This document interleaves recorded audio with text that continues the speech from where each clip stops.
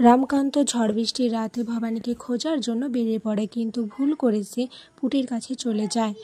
খেন্তি রামকান্তকে দেখে বলে, হ্যাঁ রে মুখপুরি, যুবরাজ এসেছে, তুই এখনো এখানে বসে থাকবি, যা যুবরাজকে গিয়ে নিয়ে আয়, যুবরাজ ভিজে গেছেন, আমি গরম জল বসাই। রামকান্ত পুটির কাছে এসে বলে, জানিস পুটি, আমি শিব সাক্ষী রেখে বিয়ে করেছিলাম ভবানীকে, কিন্তু আমার চোখের সামনে ওকে কত অপমান করা হলো। যে উদ্দেশ্য ওকে আনা হয়েছিল সেই উদ্দেশ্য তাদের পূরণ হয়নি, কিন্তু আমি তো তার স্বামী, আমি তার প্রতি কোনো কর্তব্য রাখতে পারিনি, না আমি ভালো যুবরাজ হতে পেরেছি, না ভালো স্বামী হতে পেরেছি। এদিকে পুটি বুঝতে পারে যে রামকান্তর মনের অবস্থা ভালো নয়। সে তাকে মধু আর তুলসী বাটা দেয় খাওয়ার জন্য, আর বলে, যাও কান্ত দাদা, নিজের স্ত্রীর সম্মান রক্ষা করো, কর্তব্য পালন করো। এটা শোনা মাত্রই রামকান্ত ওখান থেকে চলে যায় ভবানীকে খোঁজার জন্য। দিকে খেন্তি এই সমস্ত কিছু দেখছিল, সে এসে পুটিকে বলে, কি রে মুখপুরি, তুই কেন যুবরাজকে যেতে দিলি, বল কেন যেতে দিলি, তিনি তো এখানে এসেছিলেন, তাহলে তুই তাকে কেন যেতে দিলি? পুটি বলে, কান্ত দাদা ভুল করে এসেছিল, আর আমি কি তাকে সেই ভুলের শাস্তি দেব, বলো খেন্তি দিদি? সেই কোন ছোটবেলায় আমাদের বাগদান হয়েছিল, তখন কান্তদাদা যুবরাজ ছিল না, একজন সাধারণ ঘরের ছেলে ছিল, কিন্তু এখনো তিনি সেই বাগদানের মর্যাদা রাখছেন, তিনি এখনো তার কর্তব্য ভুলেনি, দায়িত্ব ভুলেনি। তাহলে আমি কি করে তাকে আটকাবো তার নিজের স্ত্রীর খোঁজে?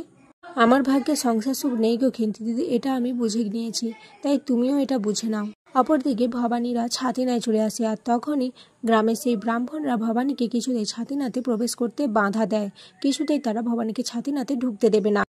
তারা আত্মারাম চৌধুরীকে খুব অপমান করতে থাকে।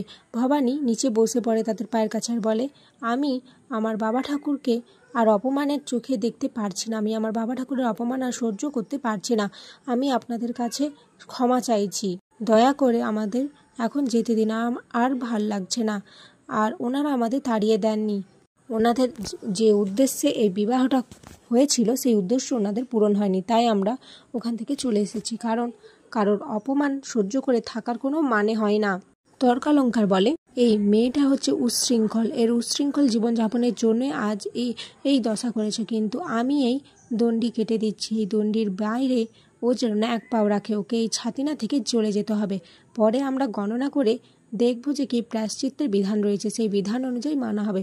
দেখুন আত্মারাম বাবু, আপনি থাকুন এই গ্রামে, আমাদের কোনো আপত্তি নেই, কিন্তু এই মেয়ে থাকা চলবে না, যার বিয়ে হয়ে গেছে সে এখানে আর আসবে না। এদিকে আত্মারাম চৌধুরী অনেক অনুনয় বিনয় করে, কিন্তু সেই ব্রাহ্মণরা কিছুতেই তাদের কথা শোনে না। ভবানী তার বাবা ঠাকুরের অপমান সহ্য করতে না পেরে ওখান থেকে ছুটে বেরিয়ে যেতে লাগলো। তখনই রামকান্তর সাথে তার ধাক্কা লাগে। রামকান্ত এসে ব্যাপারটা বুঝতে পারে যে এখানে সবাই মিলে ভবানী আর আত্মারাম চৌধুরীকে খুব অপমান করেছে। রামকান্ত বলে, আপনারা যার সাথে এমন দুঃসাহসিক অপমান করার চেষ্টা করেছেন, জানেন তিনি কে? তিনি হচ্ছেন নাটোরের যুবরানী, আর আপনারা সেই নাটোরের যুবরানীকে এভাবে অপমান করেছেন, আমি আপনাদের কাউকে ছাড়ব না। আগামী পর্বে দেখা যায় রামকান্ত ভবানীকে নিয়ে নাটোরের দিকে রওনা দিচ্ছে, আর এখানেই আজকের পর্ব শেষ হয়ে যায়।